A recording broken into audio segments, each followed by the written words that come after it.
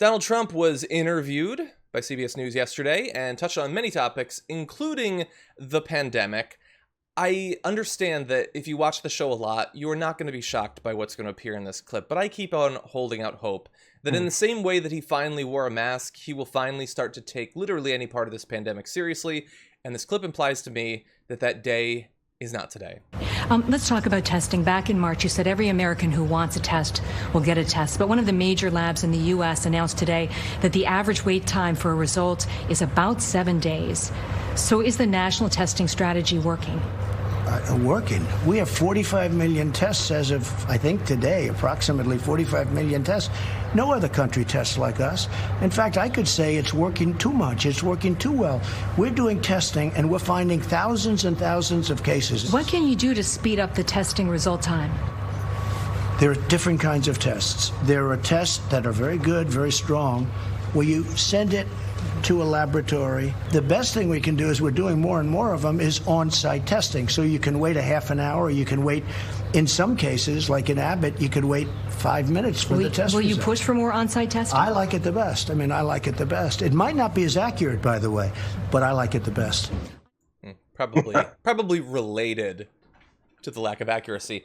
And so there was really two parts of that. So there's the asked about it and immediately just goes into we do the most testing. And then there's stuff about what he's actually going to do. So let's start with the first.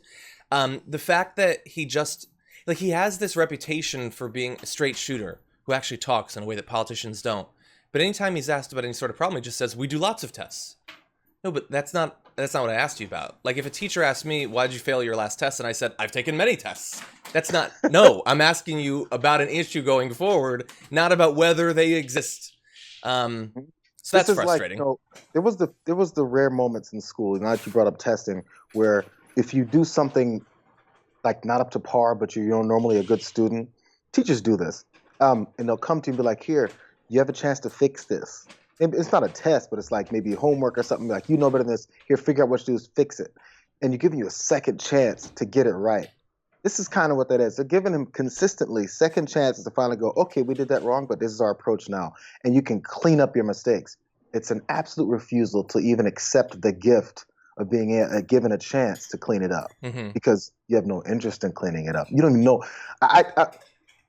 I'm under the impression he doesn't even know how the testing works. He has no idea what sites may have certain kinds of testing, why one would be more useful than another. None of that, because you have to have a curiosity to do that. I don't know anything about this, but if I'm in a position where I'm the face of the problem, I'm going to start looking into how things can be better, or how things are done, so I can at least be like, can we fix this part? Yeah. Because I'm over here looking like a fool. Exactly. Well, the issue is that you are capable of knowing if you look like a fool, and you wouldn't want that. He probably wouldn't want that, but he can't tell because he's such a fool. Yeah. And so when he's asked a question about the lingering difficulties in getting tests and just says, we've got tests, that is not an answer to the problem, because you can look out there. And I just scrubbed a few headlines from around the country. Long lines, delayed results, and lacking access. Here's the latest on coronavirus testing in Massachusetts. That was from a day or two ago. You have growing concern about access to coronavirus testing in the Mid-South. Bear in mind, the South is the current hardest hit part of the country. So what I don't get about those headlines is, but we've done lots of tests. So why are you complaining in Massachusetts and in the South? Why are you so scared? We've done lots of tests. See, it doesn't actually work as a response. It doesn't actually solve any problems. And then she keeps trying to save him. He's going to call her in a later clip rude, basically. But she's just trying to just give him something easy to answer. So she says, can we do something to make the tests faster? And he says, well, there are two kinds of tests. There are tests you send, and then tests that are faster. Okay, we want more of the faster ones. Like, I'm not interested in whether you know that there are faster ones.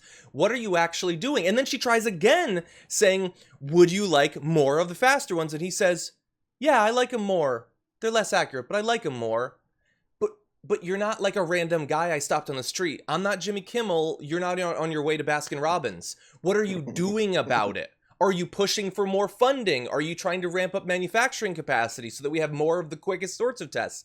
Because you understand that while you get tested constantly and you haven't come within 100 yards of someone who could have possibly been infected with coronavirus in like literally months, for other people, if I think that I have it and it takes 7 days to get results, I may not find out until my body's already beaten back the infection or I'm laid out in a hospital. That's the actual reality of testing right now. And simply saying, well, there are quick tests isn't any help if I can't have one of those.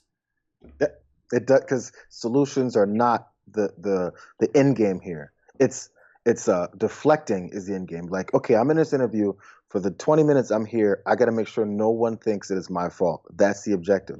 So, of course, you didn't look into any solutions. Of course, you didn't look into ways to actually provide a full answer. The answer is just, we've got them. Shut up. Stop talking to me. What do you guys bother me for? These things exist. What's wrong with you?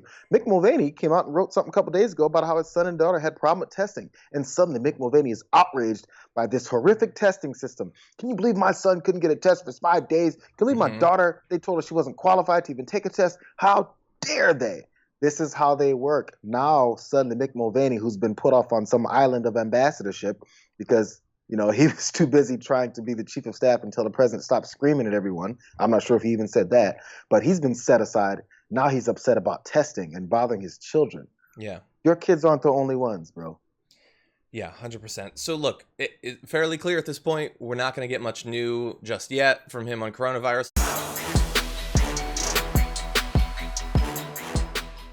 For more political news, breakdowns, interviews, stories of activism, and me trying my hardest to care about the occasional big celebrity news story, subscribe to our YouTube channel at youtube.com/The Damage Report.